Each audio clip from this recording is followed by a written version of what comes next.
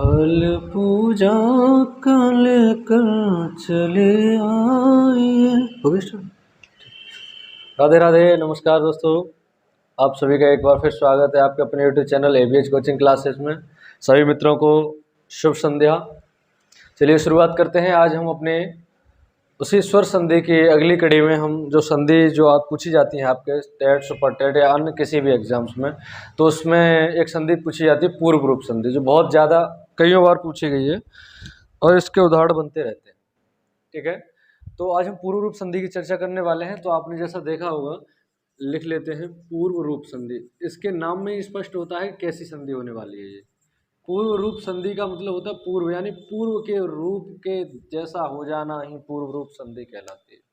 यानी जो पूर्व में वर्ड है उसी के वर्ड जैसा हो जाना पूर्व रूप संधि कहलाती है। अच्छा, इसके सूत्र से यदि हम जानकारी लेना चाहें तो सूत्र क्या है इसका, जैसे हम सूत्र लिखेंगे, दिख रहा है? ठीक है, सूत्र है हमारा एंगः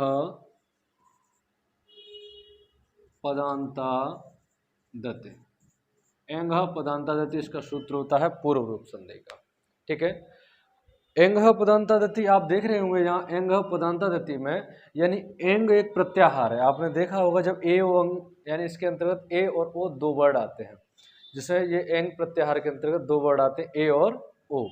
और यदि ये ए और ओ वर्ड यदि कहाँ आ जाए, कहाँ आ जाए, पद के अंत में आ जाए।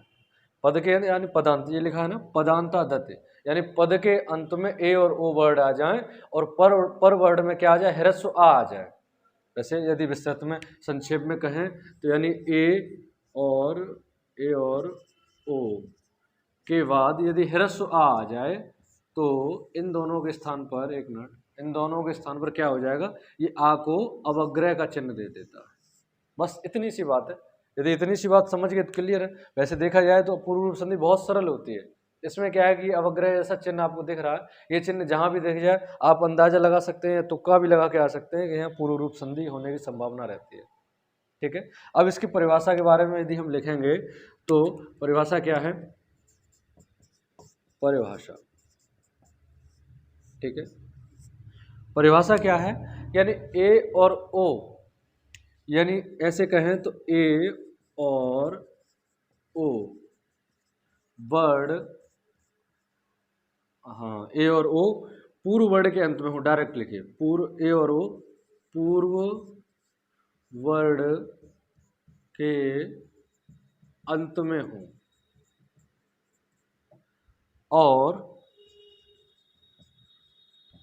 पर वर्ड, यानी पर वर्ड ह्रस्व, ह्रस्व का मतलब होता है छोटा, यानी पर वर्ड ह्रस्व आ से प्रारंभ होता हो।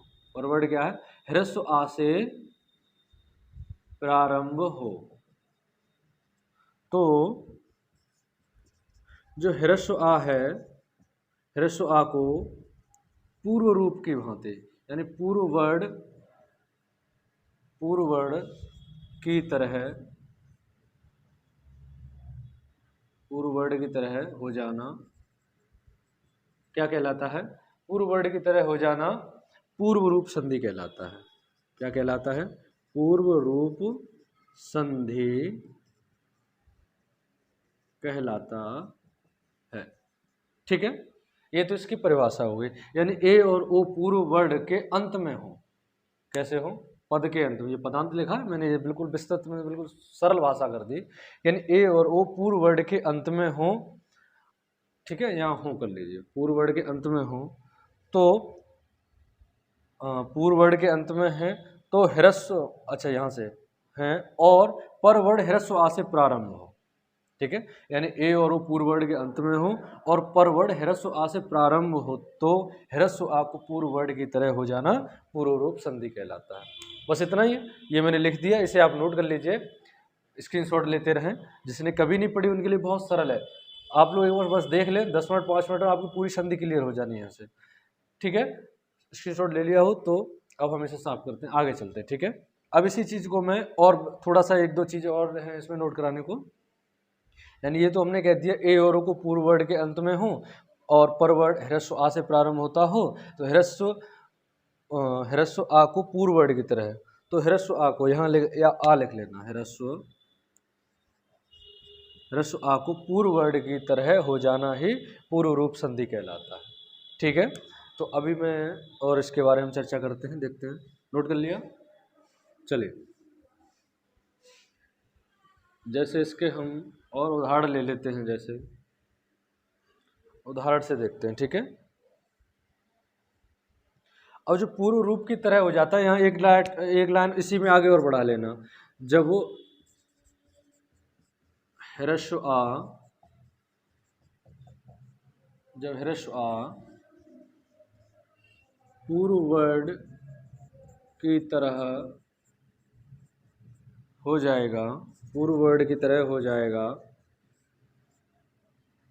तब अपने स्थान पर क्या है, तब अपने स्थान पर ये अवग्रह, ये जो चिन्ह है इसे अवग्रह कहते हैं। क्या कहते हैं? अवग्रह। अवग्रह को छोड़ देता है, ऐसे समझ लीजिए। अवग्रह को क्या कर देता है? छोड़ देता है। ठीक है, समझ में आ गया? यानी जब ह्रस्व आ जब हमारा पूर्व वर्ण में जब मिल जाएगा तो अपने स्थान पर स्मृति विशेष की, स्मृति चिन्ह की जगह पे वो अवग्रह चिन्ह छोड़ देता है, जिससे ये पता लगे कि यहाँ आ था, ह्रस्व आ। ठीक है, समझ में आ गई? अच्छा, इसे नोट कर लीजिए। अब इसके आगे उदाहरण के माध्यम से देखते हैं। चलिए, स्क्रीनशॉट ले लेना वीडियो रोक करके। ठीक है, जैसे यदि हम एक उदाहरण आपका ले लेते हैं इसी में, जैसे कोधन अपे। क्या? कोधन अपे। तो आपने देखा कि पूर्व वर्ड, मैंने कहा पूर्व वर्ड के अंत में, पूर्व वर्ड में क्या हो, या तो ये तो छोटा ही वर्ड है, लेकिन अभी कोई बड़ा वर्ड आ जाता है तो उसके अंत में देखते हैं कौन से ए और ओ में से कोई स्वर आ रहा है कि नहीं आ रहा। तो देखते हैं, तो जब का हलंत करेंगे तो कौन सा स्वर निकलेगा? यहाँ पर ओ निकलेगा, और इधर क्या है? अपे। तो हमने कहा है जब पूर्व वर्ड में क्या हो, ए या ओ में से कोई वर्ड हो, और पर वर्ड में क्या प्रारंभ कैसे हो रहा हो? ह्रस्व आ से। तो ये ह्रस्व आ किस में जाके मिल जाता है? इसमें मिल जाएगा। तो यहाँ क्या हो जाएगा? जैसा था वैसा ही हो जाएगा, को अपे। ठीक है, लेकिन अभी यहाँ जो आप चिन्ह देख रहे हैं, ये चिन्ह किसके स्थान पे आया है? ये चिन्ह आया है आपका ह्रस्व आ के स्थान पर। ठीक है, तो अब यहाँ पर एक बहुत ही विशेष बात यह है कि जहाँ भी ये चिन्ह दिखे वहाँ पर आप पूर्व रूप संधि लगा सकते हैं, चाहे आप पढ़े हो या ना, बस हल्की जानकारी हो तो भी आप इसे कर सकते हैं। जैसे और भी इसके हम एग्जाम्पल देख लें, जैसे गते धन अपे। ठीक है, इधर कर लीजिए इसे, जैसे गते धन अपे। जब गते और अप लिखा हमने, तो आप पूर्व वर्ड के अंत में देखिए कौन सा स्वर आ रहा है, इनमें से कोई है ए या ओ में से? तो यहाँ देखिए ए आ रहा है, तो जब हम गत हलंत करेंगे तो क्या निकलेगा? क्या शेष बचेगा? ए, और इधर क्या है? अप। तो जब ए और अप है तो हम देखते हैं कभी कभी कोई बड़े बड़े वर्ड आ जाते हैं, उनमें ये अवग्रह जैसा चिन्ह मिल जाता है। तो उसका कारण यही है, उसके आगे देखना आपको विशेषतः ए और ओ अवश्य होंगे, तभी ये हुआ होगा। तो जब ए है तो ए को जब हम इसमें परिवर्तन कर देंगे तो क्या बन जाएगा? गते। ठीक है, और आ अपने स्थान पर स्मृति चिन्ह छोड़ता है, मैंने बताया था क्या छोड़ेगा? अवग्रह का चिन्ह। ठीक है, तो हो जाएगा गते अपे। ठीक है, ये नोट कर लीजिए। अच्छा, और उदाहरण देखते हैं हम इसी के, जैसे बालको धन अपे। ये नोट करते रहना आप लोग। ठीक है, बालको धन अपे, बस अब कुछ नहीं है, बस इसमें क्या है कि उदाहरण देखिए, बस हो जाएगा। बालको धन अप, बस वही आ गया। देखो यहाँ ओ है, इधर आ है। ओ कैसे है? जब बालक का हमने देखा विच्छेद किया तो का हलंत करने के बाद ओ ही शेष बचता है यहाँ पे, और इधर क्या है? अपे है आपका। ठीक है, तो ओ को हम ओ में, ये आ है ह्रस्व आ, किस में परिवर्तित हो जाएगा? ओ में। तो यहाँ क्या हो जाएगा? बालको, और आ के स्थान पर अवग्रह का चिन्ह, बालको अपे। ठीक है,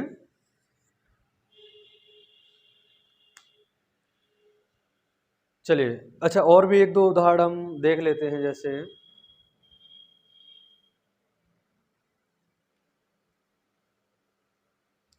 जैसे गुरुधन अत्र। क्या है? गुरुधन अत्र,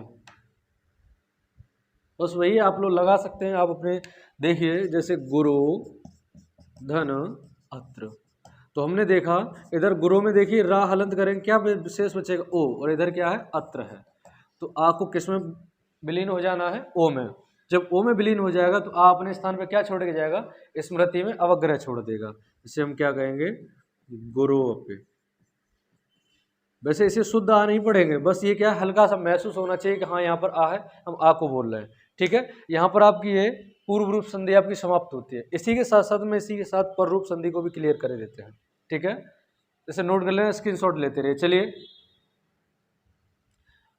क्योंकि पूर्व रूप और पर रूप में ज्यादा अंतर नहीं, बस थोड़ा सा अंतर है आगे पीछे का, बस इसलिए समझ लीजिए। अभी हमारी पूर्व रूप संधि थी, अब हम पर रूप की बात कर रहे हैं तो उसी नाम में उसका सार छिपा हुआ है। जैसे कहते हैं पूर्व रूप में क्या था, पूर्व वर्ड की भांति बदल जाना, और पर रूप में क्या है कि पर वर्ड की भांति बदल। लेकिन विशेषता ये है कि आगे उपसर्ग होना चाहिए। क्या होना चाहिए, उपसर्ग। वो भी कैसा उपसर्ग, अवर्णांत उपसर्ग होना चाहिए। ठीक है, अच्छा, इसका सूत्र क्या होगा, एंगे पर रूपम। ठीक है, ये इससे बहुत आ जाता है प्रश्न, एक बार पूछा भी गया है, शायद आपको पिछले किसी एग्जाम में प्रैक्टिस लगा के देखेंगे तो वहाँ पूछा गया था प्रेजते। प्रेजते में कौन सी संधि है, यदि आपने पढ़ी होगी तो आपको लगाने में आसानी है, और नहीं पढ़ी तो बहुत मुश्किल हो जाता है कभी कभी। देखिए, तो यहाँ कहते हैं, इसके बारे में हम परिभाषा लिखेंगे। इसकी परिभाषा क्या है कि अवर्णांत उपसर्ग के बाद, अवर्णांत मतलब समझ रहे हो, यानी आ वर्ड हो अंत में, यानी अवर्णांत उपसर्ग के बाद। और आपको पता होगा अवर्णांत उपसर्ग केवल हमारे 22 उपसर्गों में से 4 ही हैं, तो ये जाहिर सी बात है कि 4 ही इसके उदाहरण होंगे, 4 से ज़्यादा होंगे नहीं। इसलिए बहुत आसानी बात यह है कि इन 4 को याद करके चली जाइए, आएगा तो इन्हीं में से फंस जाएगा, इससे अलग कोई आएंगे नहीं। अवर्णांत उपसर्ग के बाद, अवर्णांत उपसर्ग के बाद एंग प्रत्याहार, जैसे ये एंग प्रत्याहार है, यहाँ लिखिए एंग। एंग में कौन से वर्ड आएंगे, ए और ओ। ठीक है, मैं इस कोष्टक में कर दिया। अवर्णांत उपसर्ग के बाद एंग यानी ए और ओ, प्रत्याहार के वर्ड, एंग प्रत्याहार के वर्णों से प्रारंभ होने वाली धातु। कैसी हो, एंग प्रत्याहार के वर्णों से प्रारंभ होने वाली धातु हो। ठीक है ना, अवर्णांत उपसर्ग के बाद जब कोई ए और ओ से प्रारंभ होने वाली धातु होगी तो हम क्या करेंगे, आगे वाले उपसर्ग का जो आ होगा वो कैसा हो जाएगा, परवर्ड की भांति हो जाएगा। हाँ, प्रारंभ होने वाली धातु हो तो अवर्णांत उपसर्ग, अवर्णांत जो उपसर्ग है यानी आ वर्ड, आ का लोप हो जाता है, ऐसे समझ लीजिए, आ का लोप होकर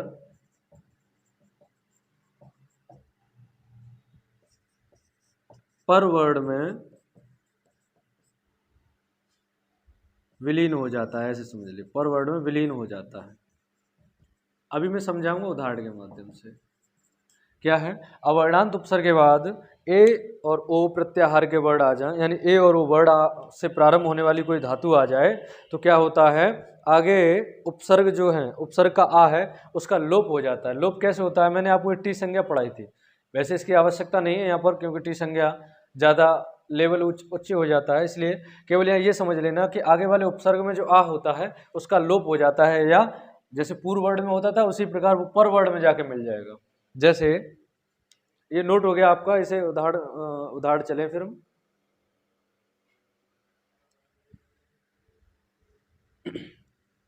जैसे 4 उपसर्ग हैं आपके, आपको पता होगा संस्कृत में कितने उपसर्ग होते हैं, 22।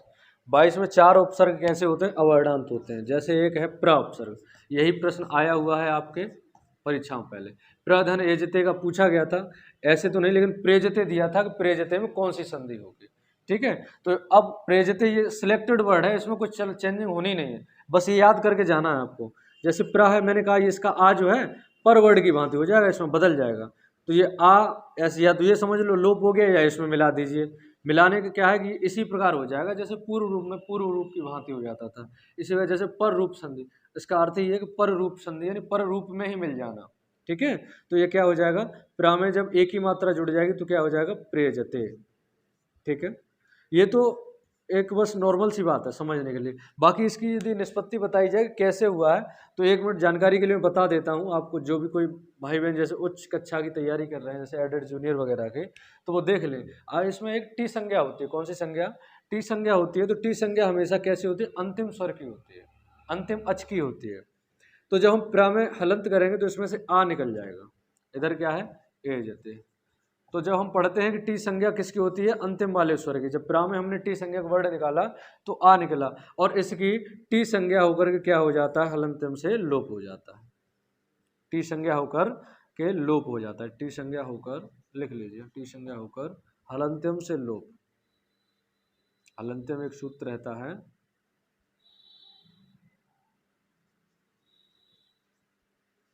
हलंत्यम से लोप हो जाता है।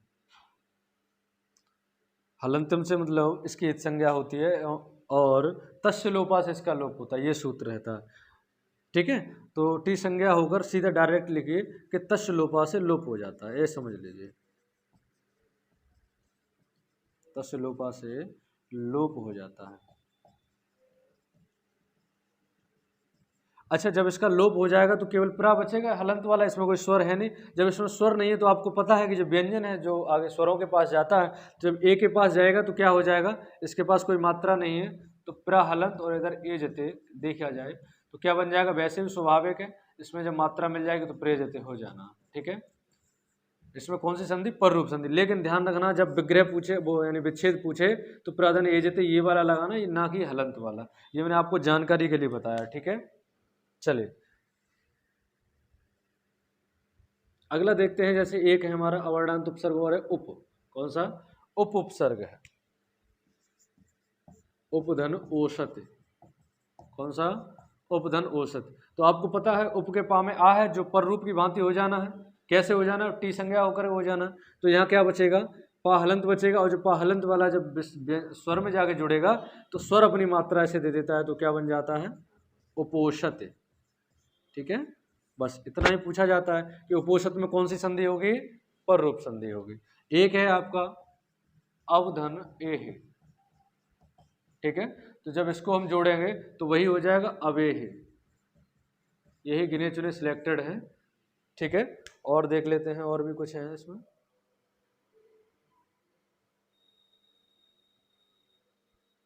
हाँ ठीक है, उपोषित, प्रेजते।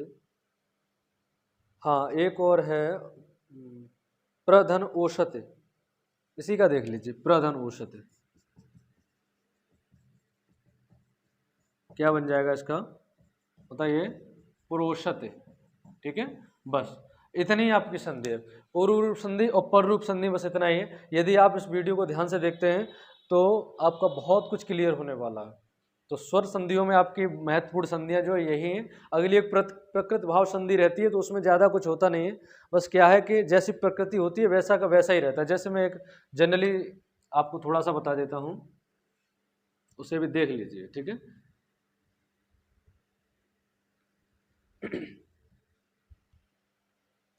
अगली है प्रकृत भाव संधि। इससे प्रश्न आता तो नहीं है, लेकिन जो है जानकारी के लिए बता देते हैं जब है तो। प्रकृत भाव संधि का सूत्र क्या है आपको पता होगा? प्लुत प्रग्रिया अचे नित्यम। यानी प्लुत प्रक्रिया के बाद कोई अच आ जाए तो नित्यम यानी जैसा है वैसा का वैसा ही रहता है, इसका अर्थ है। यानी प्लुत, प्लुत वर्ड तो आप जानते होंगे, प्लुत, और प्रक्रिया जानते होंगे, प्रक्रिया हमने संज्ञा पढ़ाई है, आप पिछले लेक्चर में देख सकते हैं। तो प्लुत प्रक्रिया के बाद में कोई अच वर्ड आ जाए यानी स्वर आ जाए तो क्या होगा? वो जैसा है वैसा का वैसा ही बना रहे, कोई परिवर्तन नहीं होगा। जैसे उदाहरण के तौर पर देखते हैं हम, जैसे हमने देखा प्रगृह वर्ड कौन कौन से होते हैं। यदि आपने प्रगृह संज्ञा पढ़ी होगी तो कौन से होते हैं? उसका सूत्र क्या था? ईद उदय द्विवचनम। यानी इकारांत, उकारांत और एकारांत वर्ड जो हैं वो कैसे हों? द्विवचन के हों, और उसके बाद कोई स्वर आ जाए तो क्या होगा? अच्छे नित्य, यानी जैसे को तैसा ही रख देते हैं। जैसे जैसे हरि, ठीक है। हरि के बाद हमने यहाँ लिख दिया एतौ, ठीक है। तो यहाँ देखो ईकारांत हमारा तो है, लेकिन ये द्विवचन का भी है, ये ध्यान रखना। हमें ये जानकारी बहुत जरूरी है। यहाँ हरि की जगह आप कुछ और रख दें, लेकिन द्विवचन का होना चाहिए। वैसे होते तो बहुत सारे हैं, लेकिन द्विवचन का ना हो तो गलत हो जाएगा आपका। हरिधन हेतु तो इसमें क्या है, नो चेंज। मैंने कहा जैसी प्रकृति है वैसी के वैसी रख देना, तो क्या बन जाएगा, हरि एतव। ठीक है, ये ध्यान रखने वाली बात है कि आपके ऑप्शन में क्या है। नहीं तो यहाँ पर देखना, ये अयादि संधि का भी यहाँ अपवाद बन सकता है, हरेतु भी हो सकता है। ठीक है, लेकिन अब इसी में और आगे देखते हैं, जैसे गंगे, गंगा का जब रूप चलते हैं तो गंगे अमु। ठीक है, तो इसका भी वैसा का वैसा ही रहेगा, क्या रहेगा, गंगे अमु, इसमें कोई परिवर्तन नहीं होता। अच्छा, प्लुत का भी देख लें। प्लुत तो समझते हैं, यानी जिसके उच्चारण में 3 गुना समय लगे, किससे, हिरस्व से। हिरस्व का 3 गुना जिसमें समय लगता है उसे प्लुत कहते हैं। जैसे हमें किसी को बुलाना हो, जैसे जैसे मोहन, जैसे हमें बोलना हो मोहन, जैसे दूर है मोहन, तो मोहन तो कहेंगे मोहन यहाँ आओ, और मोहन दूर है तो क्या कहेंगे, मोहन यहाँ आइए, तो क्या कहेंगे, मोहन अत्र आगच्छ। ठीक है, बस ये प्लुत स्वर का एक उदाहरण है, मैंने ये कर दिया। यहाँ पे वैसे मिलेगा प्लस का निशान, बस चेंज करना होता तो क्या है, जैसे को तैसा ही रहना, इसलिए मैंने डायरेक्ट समझा दिया। ठीक है, मोहन अत्र आगच्छ गंगे यमु हरि हेतु, यानी ये प्लुत प्रग्रह अचनित्यम, यानी ये लास्ट संधि थी, प्रकृत भाव संधि। अब कुछ अपवाद स्वरूप जो है, मैं अगले लेक्चर में आपको अपवाद भी बता दूंगा इस संधि से, कौन कौन से अपवाद बनते हैं। तो आप इसे पढ़ते रहें, मैं धीरे धीरे एक एक लेक्चर कम से कम समय की वीडियो में आपको देता रहूँगा। और यदि आपको कुछ समझ में आता है, वाकई में समझ में आ रहा है, तो आप लोग इसे बताएं जरूर कमेंट करके, और लाइक कमेंट करके बताते रहें हमें, तो इससे हमारा भी और मनोबल बढ़ता रहेगा, और अच्छे से और मेहनत करेंगे इस पर आप सभी लोगों के लिए। मैं सोच रहा हूँ कि निःशुल्क आप सभी लोगों को पूरा एक संस्कृत का पूरा एक क्लास दे दूँ, जो प्रॉपर नोट्स आपकी तरह काम करे। जो आप कहीं, जो व्यक्ति, जो भाई बहन यानी कोचिंग नहीं पहुँच पा रहे, दूर दराज के व्यक्ति, वो हमारी वीडियो को देख लेंगे, तो आपका सारा यहीं से सिलेबस कंटेंट क्लियर हो जाएगा। जो यूपी टेट, सुपर टेट या अन्य राज्यों के टेट में जो संस्कृत आती है, उनमें आपको ये बहुत ही महत्वपूर्ण योगदान देने वाली। ठीक है, आज के लिए बस अपने लेक्चर में यहीं विराम देते हैं। राधे राधे, जय श्री कृष्ण।